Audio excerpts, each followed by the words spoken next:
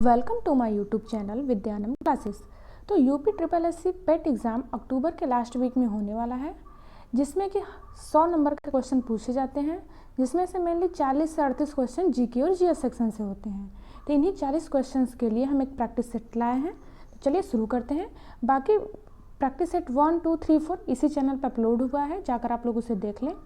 अगर आप लोग को प्रीवियस ईयर देखना है तो वो भी हमने पेपर सॉल्व करा दिया है, वो भी जाके पहले देख लें। तो चलिए शुरू करते हैं आज का प्रैक्टिस से। हमारा पहला क्वेश्चन है, जहांगीर द्वारा किस कंपनी को सूरत में कारखाना लगाने को अधिकृत किया गया था। यानी जहांगीर जो है मुगल काल के राजा, ये किस कंपनी द्वारा ये अधिकृत किया गया था कारखाना लगाने के लिए सूरत में। तो ये हो जाएगा इंग्लिश ईस्ट इंडिया कंपनी। और ये कब दी थी स्वीकृति? 1613 ईस्वी में। नेक्स्ट क्वेश्चन देखते हैं।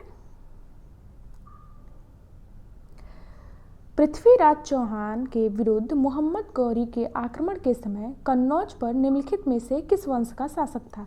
यानी जब पृथ्वीराज चौहान के विरुद्ध मोहम्मद गौरी का आक्रमण हुआ तो कन्नौज पर किसका शासन था? तो ये किसका शासन था?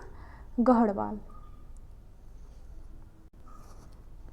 नेक्स्ट क्वेश्चन देखते हैं।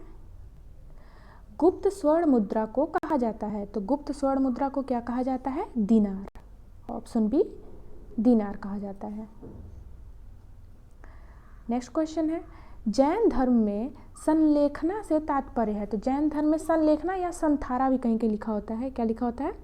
संथारा। तो संथारा से क्या तात्पर्य है? तो इसका तात्पर्य है उपवास द्वारा प्राण त्याग। देखिए ये कब हुआ था? जब चंद्रगुप्त मौर्य थे वो अपने मृत्यु के समय, मतलब मृत्यु से कुछ साल पहले वो जैन धर्म को धारण किए थे। तो उस समय क्या था कि मगध के समय, उस समय मगध पे जब था बहुत अकाल पड़ गया था, तो उसमें चंद्रगुप्त मौर्य ने उपवास के द्वारा ही अपने प्राण त्यागे थे। तो संलेखना का तात्पर्य क्या होता है? उपवास द्वारा प्राण त्याग। नेक्स्ट क्वेश्चन, भारतीय पुरातत्व का जनक किसे कहा जाता है? तो भारतीय पुरातत्व का जनक किसे कहा जाता है? Alexander Cunningham. Option A. Next question,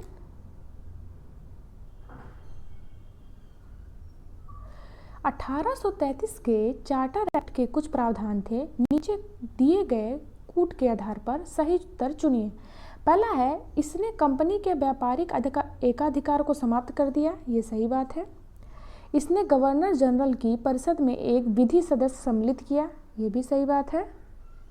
तीसरा है, इसने प्रेसिडेंसियों के कानून बनाने का अधिकार को वापस ले लिया। ये भी सही है।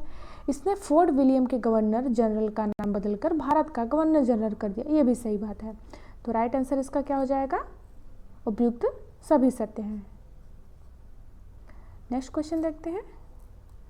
द्वितीय गोलमेज सम्मेलन 1931 में हुआ था, में कांग्रेस के प्रतिनिधि के रूप में किस नेता ने भाग लिया था? तो देखिए, कांग्रेस के प्रतिनिधि के रूप में द्वितीय गोलमेज सम्मेलन में किसने भाग लिया था?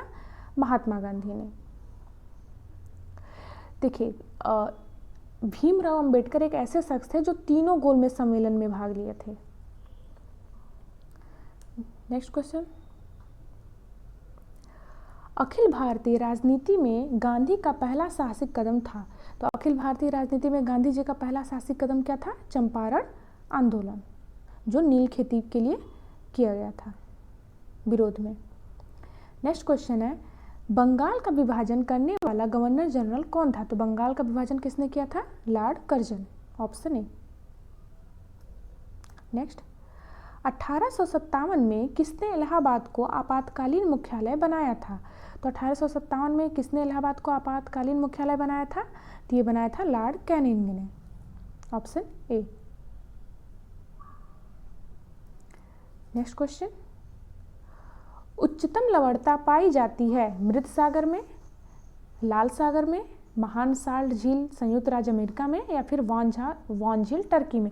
देखिए, उच्चतम लवणता कहाँ पाई जाती है? तो वॉन झील टर्की में। Option D. नेक्स्ट क्वेश्चन है, निम्नलिखित में से कौन सा कथन सही नहीं है? तो इसमें से देखिए कौन सा कथन सही नहीं है। पहला है, जलवाष्प निचले वायुमंडल की अति परिवर्ती गैस है। ये सही बात है। दूसरा है, अधिकतम तापमान की मेखला विषुवत रेखा के सहारे पाई जाती है। तीसरा है, शीत कटिबंध गोलार्धों, ध्रुवीवृत्त एवं ध्रुवों के बीच उपस्थित है, ये भी सही बात है। जेट वायु धाराएं अत्यधिक ऊंचाई की हवाएं हैं जो धरातलीय मौसम दशाओं को प्रभावित करती हैं, ये सही बात है। लेकिन क्या पूछ रहा है, कौन सा सही नहीं है, तो इसका हो जाएगा right answer B.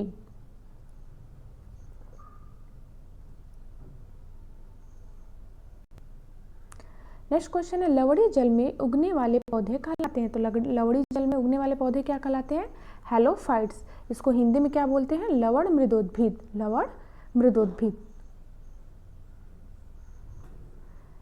Next question है, देखिए इसको मैच द फॉलोइंग है। देखिए इसमें क्या है,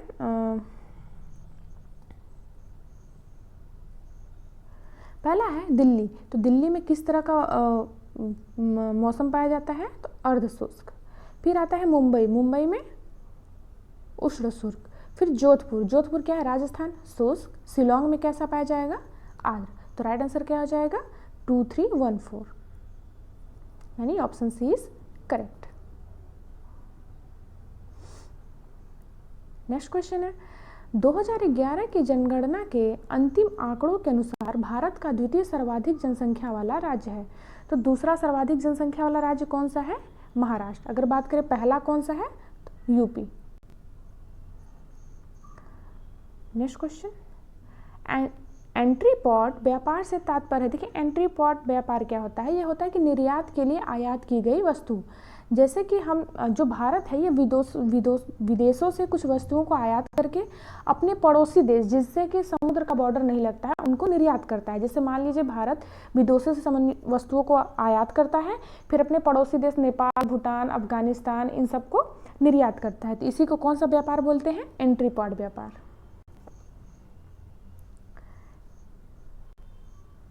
नेक्स्ट क्वेश्चन है, ये भी देखिए मैच द कॉलम है, तेल शोध कारखाना और राज्य की बात की जा रही है।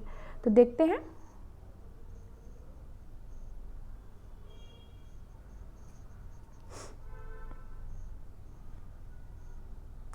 पहला है टिटिपाका। तो ये टिटिपाका कहाँ है, तो ये है तमिलनाडु। फिर आता है कोयली, तो कोयली कहाँ है, गुजरात। फिर आता है नागापट्टिनम, तो नागापट्टिनम कहाँ है, ये है, एक सेकेंड, देखिए टिटिपाका कहाँ है, ये आंध्र प्रदेश में है, ठीक है। फिर आता है कोयली, ये कहाँ है, गुजरात है। नागापट्टिनम कहाँ है, ये है तमिलनाडु। और नुमाड़ीगढ़ कहाँ है, ये है असम। तो राइट आंसर क्या हो जाएगा बी, 313124। नेक्स्ट क्वेश्चन देखते हैं, निम्नलिखित में से किस समिति ने भारत में कृषि जोत कर सुझाव कर दिया था, यानी कृषि जोत कर का सुझाव किसने दिया था या किस समिति ने दिया था। तो ये किस समिति ने दिया था, राज्य समिति ने। किस सन में दिया था, 1972 में। नेक्स्ट क्वेश्चन, बैंक दर का आशय है, यानी बैंक रेट क्या होता है, तो ये होता है केंद्रीय बैंक द्वारा ली जाने वाली आधिकारिक ब्याज दर।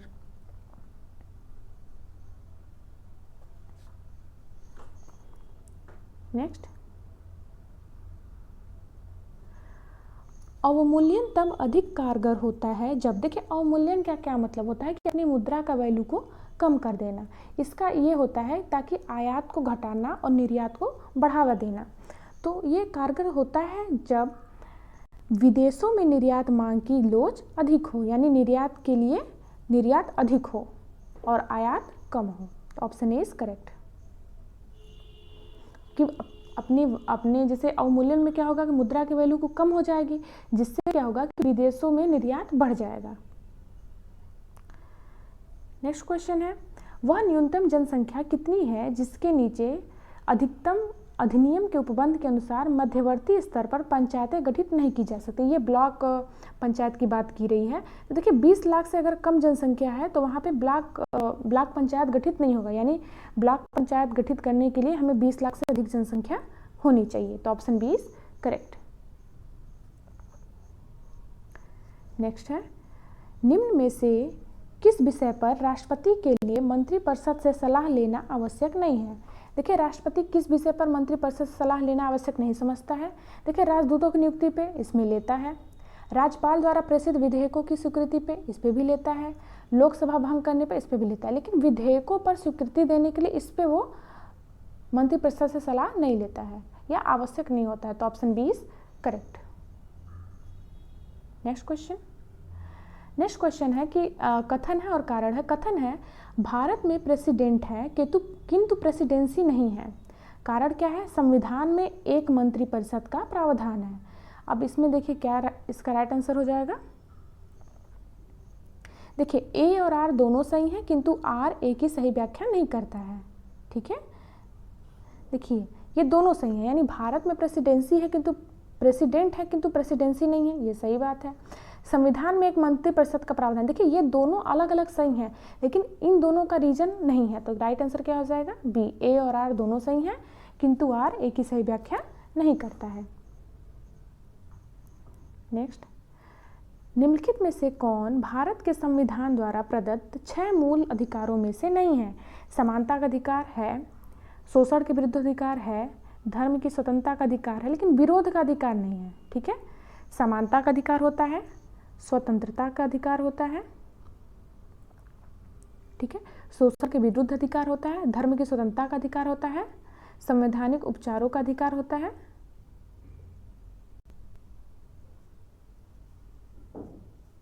ठीक है, लेकिन ये विरोध का अधिकार नहीं होता है। तो option B is correct. Next question, हम न्यायिक पुनरावलोकित की व्यवस्था देखते हैं। तो हम न्यायिक पुनरावलोकन की व्यवस्था कहाँ देखते हैं? तो भारत और यूएसए में। और ये अगर ये भी क्वेश्चन पूछे कि न्यायिक पुनरावलोकन कहाँ से लिया गया है, तो यूएसए के संविधान से लिया गया है। नेक्स्ट, निम्न रक्त वर्ग सर्वदात यानी यूनिवर्सल डोनर है। तो निम्न में से कौन सा यूनिवर्सल डोनर है? तो ओ है। और यूनिवर्सल एक्सेप्टर कौन होता है? ए बी होता है। तो option B is correct. Next, DNA के द्विकुंडलिनी संरचना किसके द्वारा दी गई? तो ये किसके द्वारा दी गई? Watson and Crick. Option B is correct. Next, स्वर्णकारों द्वारा प्रयोग में आने वाला एक्वारेजिया निम्नलिखित को मिलाकर बनाया जाता है। किसको मिलाकर बनाया जाता है? तो ये बनाया जाता है नाइट्रिक अम्ल और हाइड्रोक्लोरिक अम्ल। देखिए नाइट्रिक अम्ल 1:3 के रेशियो में होता है। ठीक है, नाइट्रिक अम्ल 1 होता है और हाइड्रोक्लोरिक अम्ल 3 होता है पोर्शन। नेक्स्ट क्वेश्चन, प्रत्यावर्ती विद्युत धारा को दिष्ट विद्युत धारा में परिवर्तित किया जाता है। तो ये किसके द्वारा किया जाता है? तो ये किया जाता है रेक्टिफायर के द्वारा। यानी एसी करंट को डीसी करंट में किसके द्वारा चेंज किया जाता है? रेक्टिफायर के द्वारा।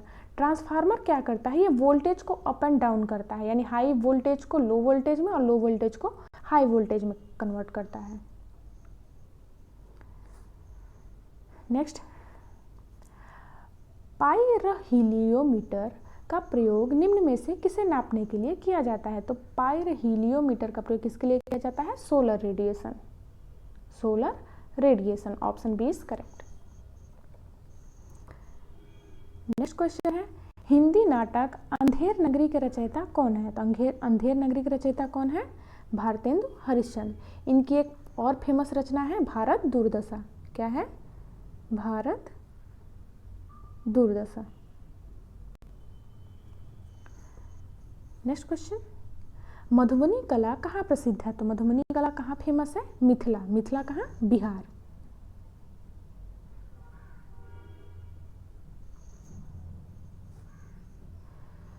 निम्नलिखित में से क्या एक ग्रीन हाउस गैस नहीं है? क्या पूछ रहा है कि ग्रीन हाउस गैस नहीं है? जलवाष्प है, नाइट्रस ऑक्साइड है, ओजोन है, कार्बन मोनोऑक्साइड नहीं है। ठीक है, कार्बन डाइऑक्साइड होता है ग्रीन हाउस गैस, लेकिन कार्बन मोनोऑक्साइड नहीं होता है। और एक होता है CFC, क्लोरोफ्लोरोकार्बन।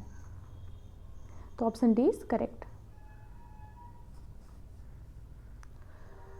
नेक्स्ट क्वेश्चन है, सर्वप्रथम पारिस्थितिकी तंत्र शब्द का प्रयोग किया। तो सर्वप्रथम पारिस्थितिकी तंत्र का प्रयोग किसने किया? A.G. टांसले ने किया। Option A is correct.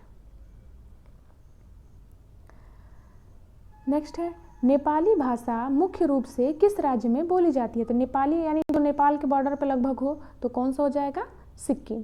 कभी कभी कुछ क्वेश्चन आप लोग अपने कॉन्सेप्चुअल की वजह से भी आप सॉल्व कर सकते हैं। तो इसका क्या हो जाएगा? सिक्किम। निम्न में से सर्वाधिक सीमाओं वाला देश कौन सा है? तो सबसे ज़्यादा सीमा वाला देश कौन सा है? ये चीन है। और कितने देशों से लगता है? 14 देश से इसकी सीमा लगती है। नेक्स्ट,